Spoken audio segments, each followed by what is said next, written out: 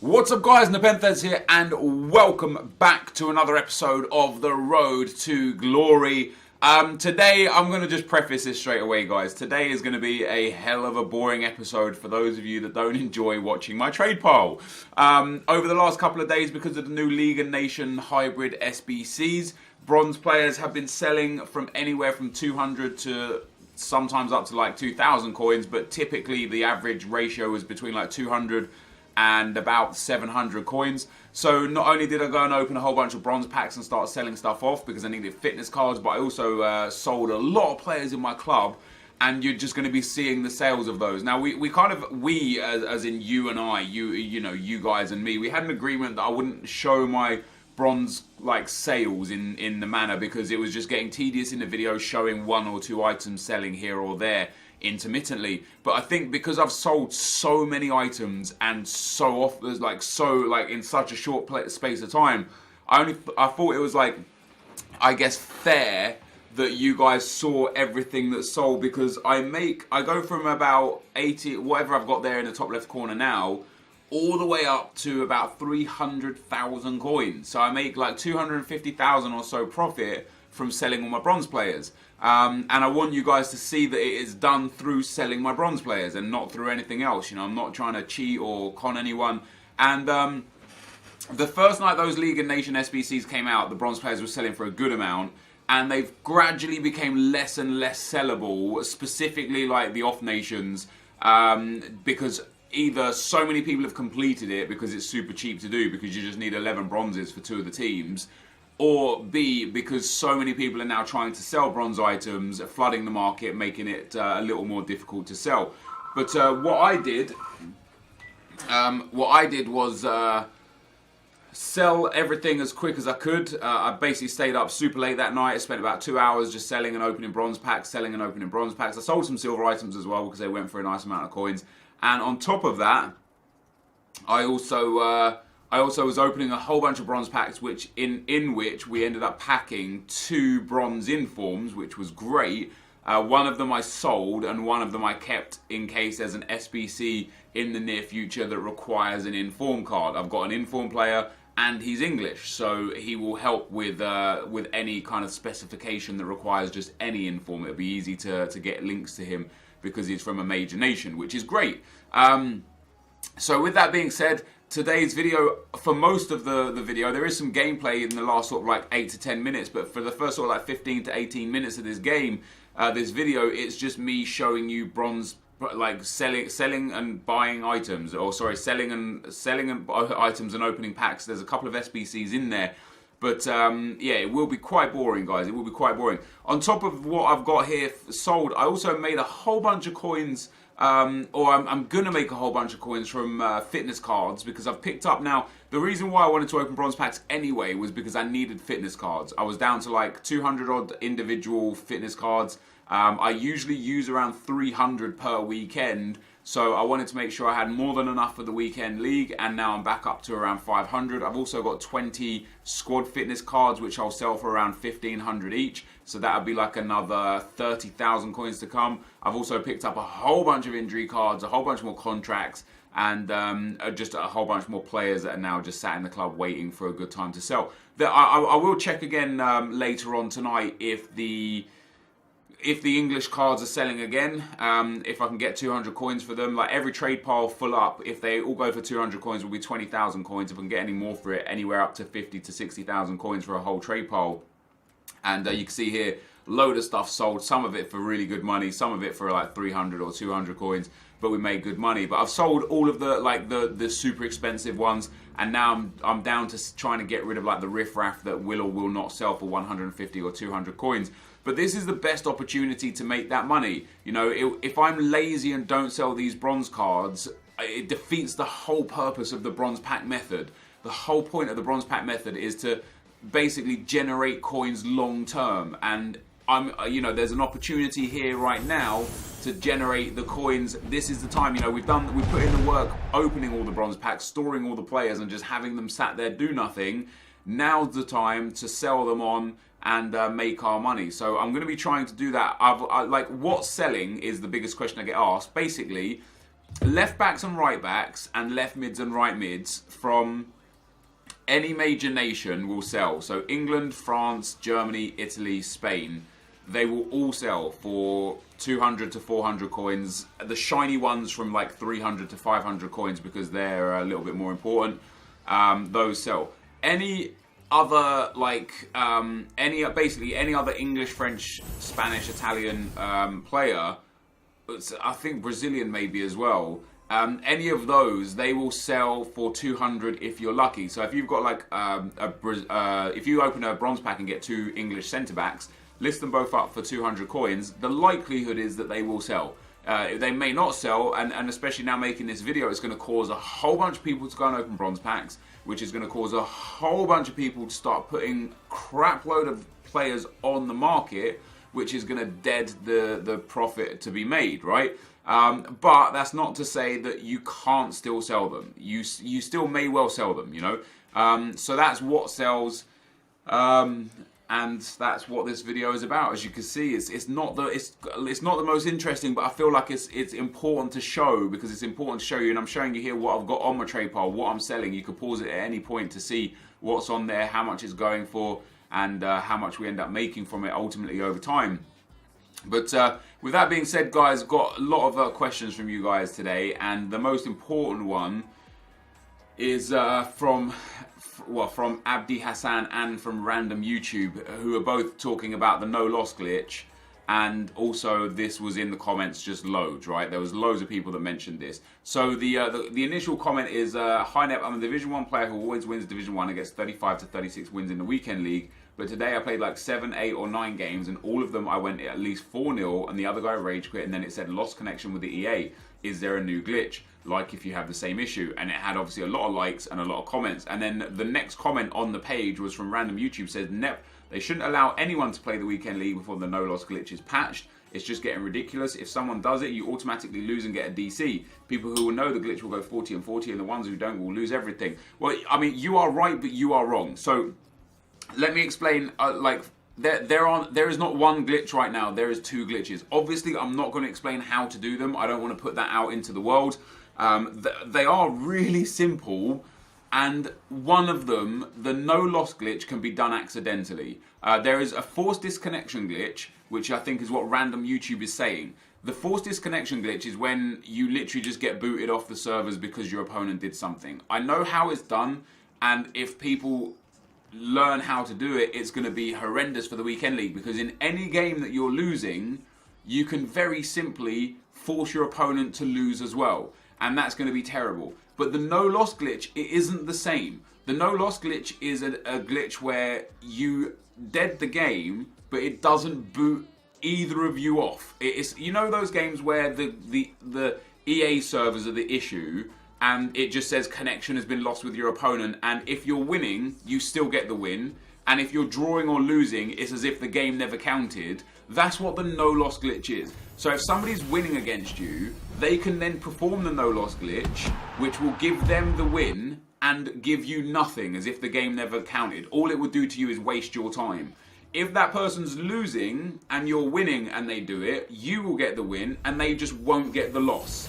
However, the no loss glitch and the forced DC glitch, they are 2 individual glitches within the game right now that are game breaking. Like, this weekend league, if people figure out how to do them, is going to be horrendous. Because on the one hand, if people are nice, and I say nice in a sense that, like, in context, right? You basically, at any given time in the game, you have 2 opportunities to do a glitch. You could do the no loss glitch, or you could do the forced disconnection glitch. If everyone decides to do the no loss glitch, you will go 40 and 40. Everyone will go 40 and 40, because if you're losing, you can do it and get no loss and not get a DC, and you don't force your opponent off either, so he gets a win. So if I did, for example, I could do the no loss glitch 40 times, and so it would say that I've still played 0 games because I've just done the no loss glitch because I've lost 40 times. Eventually I'll get a win. Boom, do it again and again and again until I just get wins and wins and wins. So you could see hundreds of people, potentially thousands of people this weekend league go 40 and 0 if people use the no loss glitch. If, however, people use the forced disconnect glitch, both parties in that instance get a loss. Whether you're winning, losing or drawing, you will get a loss.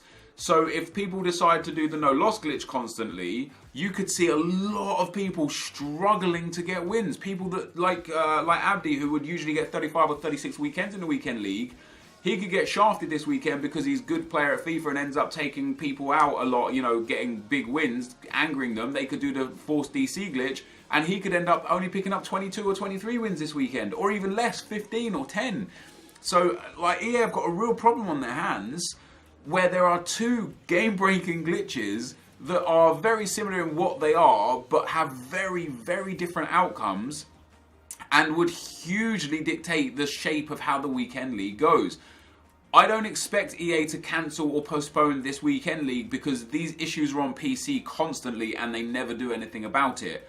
But I think this weekend league will be... I would prefer it if they just switched matchmaking off and didn't allow people to play the weekend league this weekend, because it's going to be hell.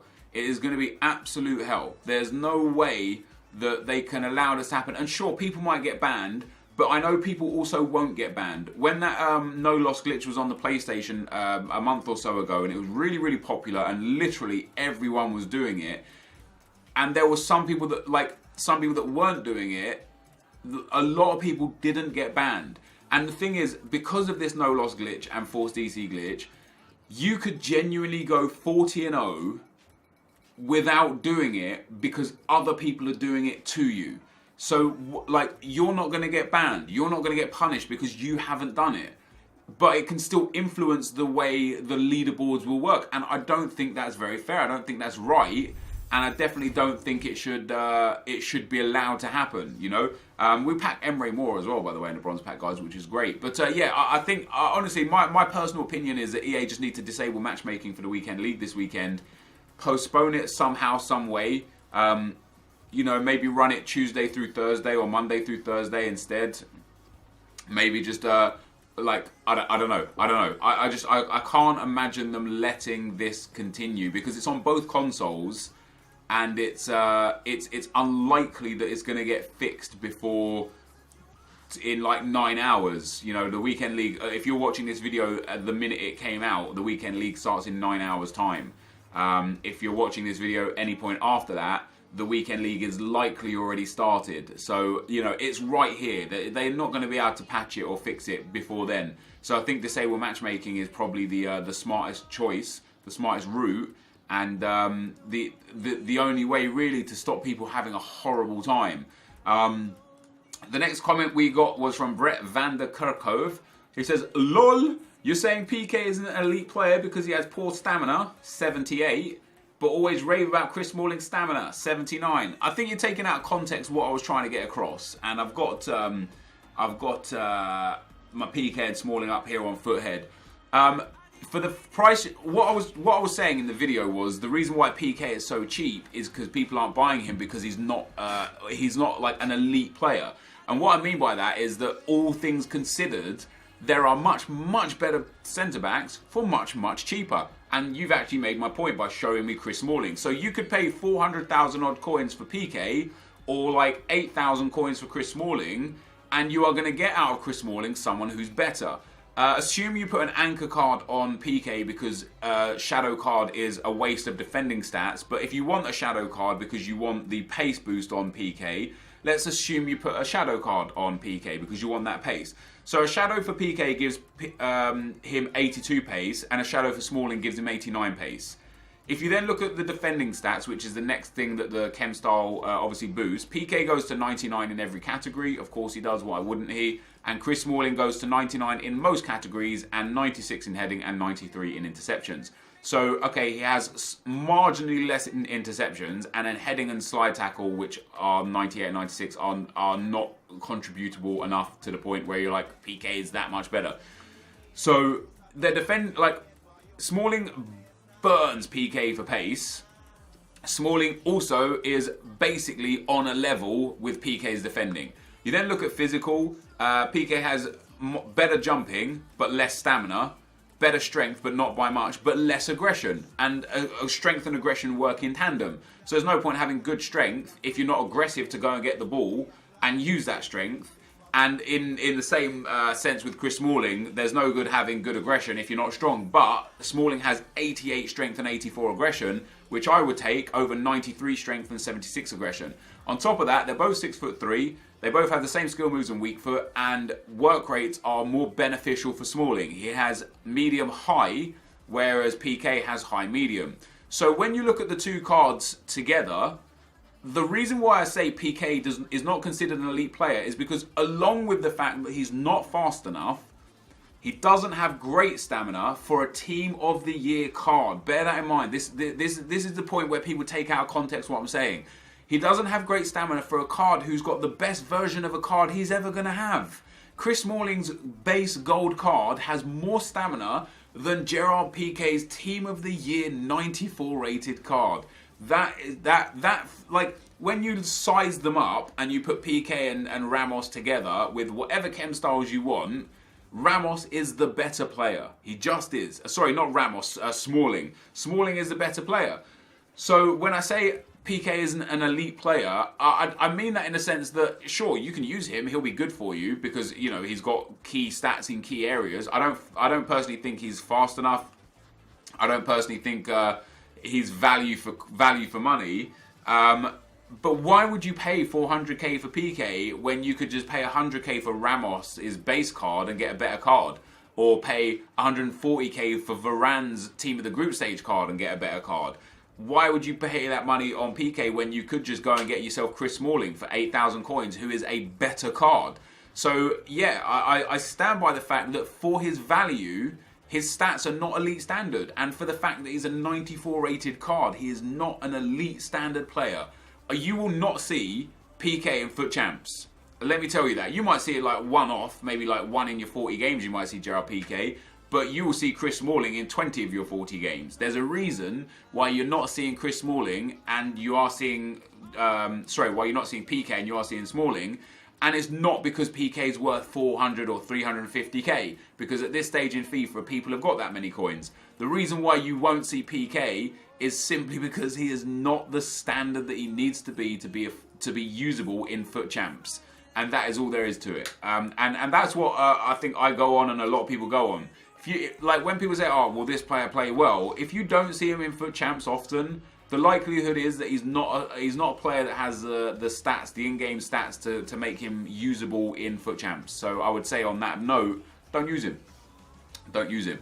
But that's my opinion. Of course, you're entitled to your opinion, and feel free to tell me that I'm wrong and tell me how I'm wrong and why I'm wrong. I'm more than happy to listen and understand that, you know. So yeah, but anyway, I've explained myself very thoroughly there. Amir Meliji, who seems to be a top comment whore, and I mean that in a nice way. He seems to always get the top comments in the videos. He said, "Hey, Nep, big fan of the series. Thank you very much." He says, "Don't you think 5-star weak foot is more important than 5-star skills? Interested to know your opinion." Yeah, I would agree. I would say 5-star skill moves is important in some aspects, but most of the 5-star skill moves aren't effective to the point where they're game changing. But 5-star weak foot can be that.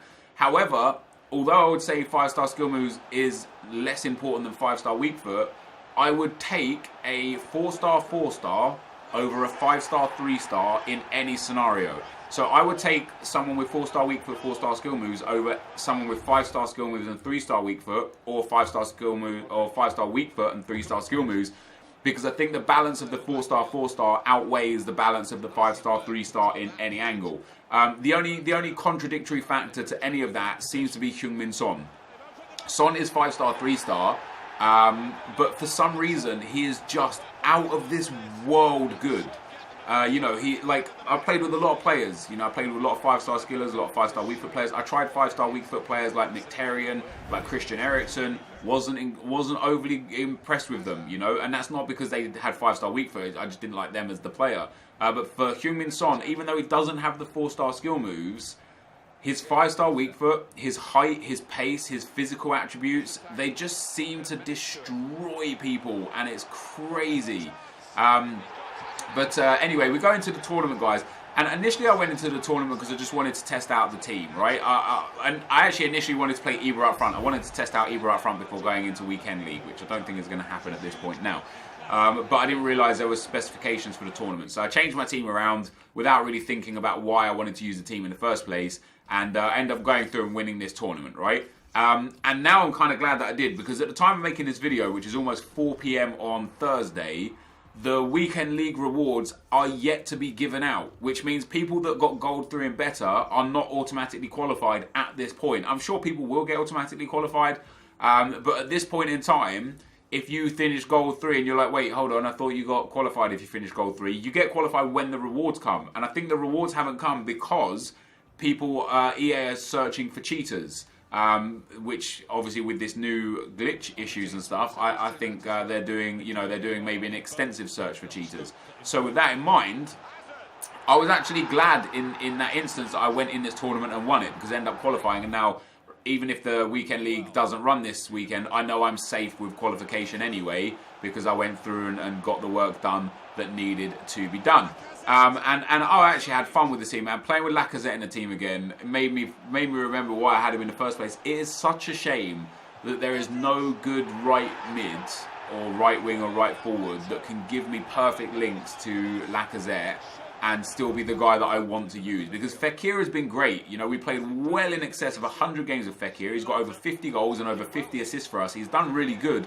He's just not someone that I want to use, you know. I want to use people that I want to use, not people that I'm forced to use because I want to get another player in the team. But playing with Lacazette for these 4 games reminded me why I stayed with him for so long in Weekend League, because he is just phenomenal. Next comment is from 6 Beer Bukes, another regular that I see. He says, hey there, I was wondering why EA haven't done much with SBCs during Team of the Year, like the first best dressed one. Now, if you think about it, SBCs come out mostly during usual dead periods of FIFA. Do you think they do this to make FIFA more interesting at all times? Will they continue this trend? Love the content. I don't think you're too far off the mark. Yeah, I think they do. Like, what interested me was the fact that when they released Team of the Year, the little note that came with it said that we would have flash SBCs throughout the week, and we had one SBC that they just repeated every day, and if you'd completed it once, you was unable to do it again, which is just nuts. But yeah, I don't think you're too far off the mark with the fact that that they didn't do SBCs through Team of the Year because they were just making a killing and the game was pretty hype.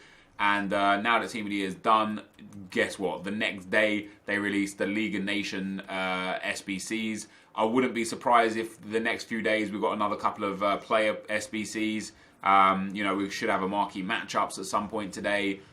You know, we've got a lot of stuff. There's a lot of stuff they can do. I just wish they would be a bit more creative with the SBCs. You know, there's an opportunity here to really engage the audience with the game, with the SBCs. And I think they're missing a trick, you know. I know they did the Christmas ones where they did numbers on the players' shirts as the SBC. Do more stuff like that. Do more, you know. Why not? Why not do more? There's so much they can do. Like, they could do an SBC, like, and I take this from FIFA Mobile. FIFA Mobile have this thing called scouting. And basically, you complete a live event and you get a token. And within that token, you get a choice of 3 players, and you put it into a category. One of the categories is the Rodriguez family name, so you put the token into that, and you get a player that has the name Rodriguez. So of course, you could get Ricardo Rodriguez, you could get James Rodriguez, or you could get one of the many, garbage Rodriguez players in the game. They also have left-footed wizards, or out of position, or funky hair. Like, EA should just do stuff like that. Do mystery pack SBCs where, let's say they get 10 left-footed players that range from a bronze SBC card all the way up to Neymar, right? Is Neymar left-footed or is he right-footed? I know he's got 5-star weak foot. Let's say Messi. Let's say Messi, just to resolve argument. Let's say Messi. So you've got 3 bronze left-footed players, 3 silver left-footed players, 3 gold left-footed players, and Messi. All as SBC cards. And what you have to do to complete this SBC, for example, is turn in 11 left-footed players with 100 chemistry and 83 rated squad. And you get a mystery pack that contains one of the 10 left-footed SBC cards that are available. And you can only complete this SBC once. So what will happen is you'll turn in your 84 rated left-footed team, Possibly you'll get a bronze left-footed SBC card, which will be garbage for you, but possibly you'll get a Lionel Messi SBC card, which would be great for you. I think they should do more things like that, like a little bit more fun, a little bit more interesting. Like when they did the mystery pack ones over Christmas, they were terrible. They were terrible. Like they gave the worst rewards. You know, EA have got a great opportunity to use the SBCs to clean the market and keep it interesting, keep packs relevant, keep the market relevant, keep trading relevant. And although I'm very happy with what they actually do, because I think they're doing a great job with FIFA, there are of course a few issues, a few errors, but I think they're doing a great job with FIFA, and I think they're doing a great job with SBCs. I also believe there is so much more that they could do to really, really engage with the user base. But anyway, guys, I am through to the final. There you can see Costa with 2 goals in the final. An absolute wonder strike from sort of like 30 yards out to win me the game. That last game, it was actually really tough. That guy had a really weird team. A few SBCs, Alex Hunter in there. But he was a very, very good player and only ended up winning the game 2-1. But I get myself the 1,500 coins. I get myself qualification to the weekend league. I earned myself another trophy, which is always nice, and that, guys, is pretty much going to signal the end of the video. So if you did enjoy this, be sure to leave a like, rating, comment, and subscribe to my channel if you haven't already. But for now, guys, I'm out. Peace.